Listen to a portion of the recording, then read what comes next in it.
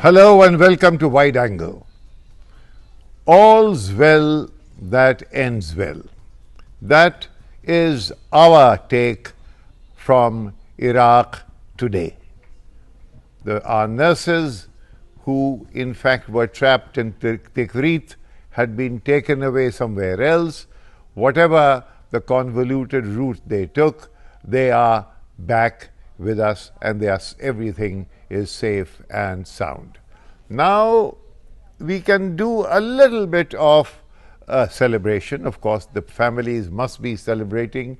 There must be very special parties being held in neighborhoods in Kerala. I wish I were there. We have to reflect on what has happened.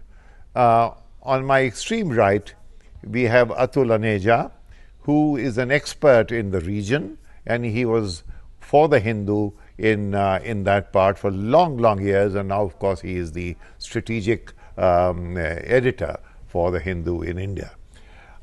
On my right immediately here is General Atta Hasnain, Sayyid Atta Hasnain, who was our corps commander in Jammu and Kashmir, and therefore knows the military side of things.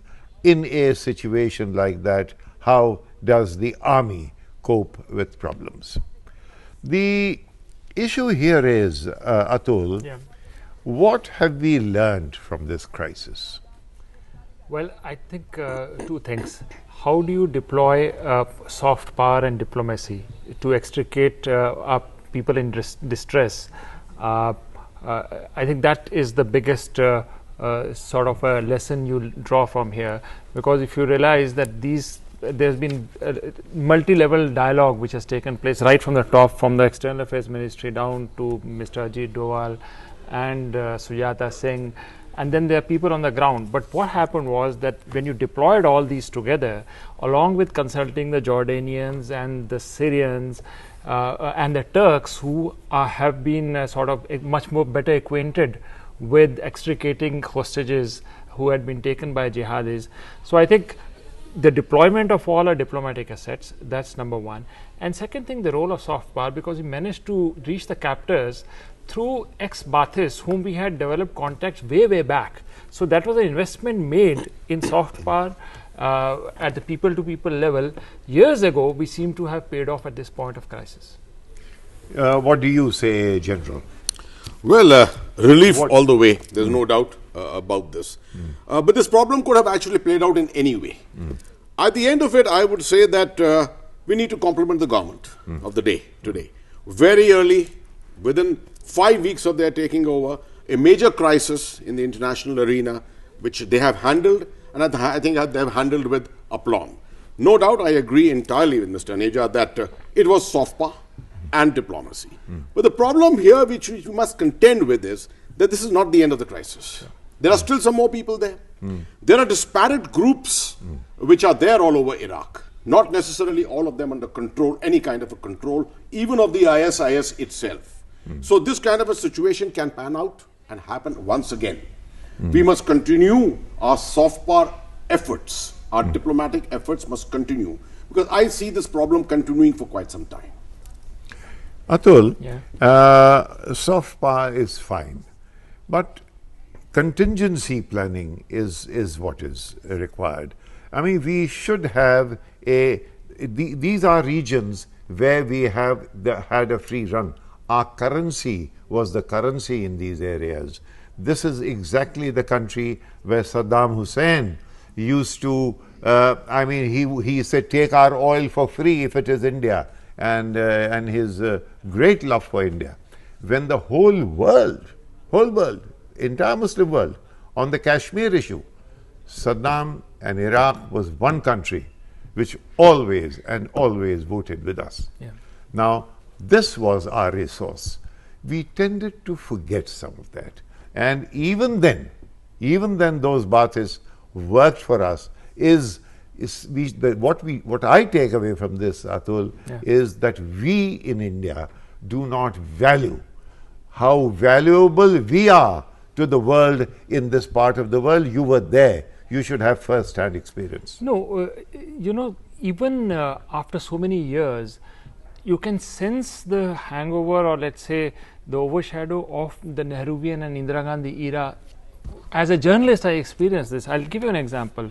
First visit to Iraq again, and I landed at Amman airport, and there was a taxi, and there were two people. There was a Jordanian, and we just chatted a while ago that I was an Indian. So he immediately retreated. He says, "You take the taxi first." So there's a level of goodwill for India which has been generated, not diplomacy at the highest level, but through people-to-people contact. The number of people you find who have studied in Indian universities, for example, or in IITs, or even places like NDA or IMA, that has created so much of goodwill. But that it took years and years to build it. My fear is that we are not putting sufficient thrust to this process. It's not ongoing to the extent it should be, and I think this needs to be corrected, not for anything else, leave goodwill and other things, but for crisis management. You need nodes of goodwill around. If you have a student here now and he or she rises to a position of some influence 10 years down the line, and if you have a crisis, that person will do a great job in helping you out in that moment of distress. So it's a long-term investment which you need to make in people of these countries. General. Well, no doubt this is an effect of what I would say almost a look at our look east policy, if you look at it that way. A lot of emphasis of Indian diplomacy, Indian security experts is towards China today. We are all looking towards Southeast Asia, East Asia, the AFPAC region.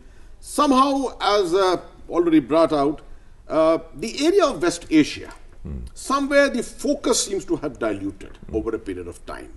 Perhaps it's also something to do with balancing our relationship in this area between Israel and the Arab countries. No doubt, Israel is a very important country for us. Much of our technology comes from there. Much of our defense material comes from there.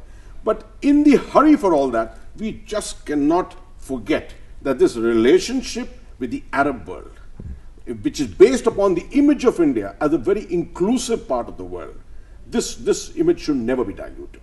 When it comes to contingency planning, well, I'll go along with you and say, yes, wherever there is a diaspora, and one of the largest diasporas of India is in West Asia.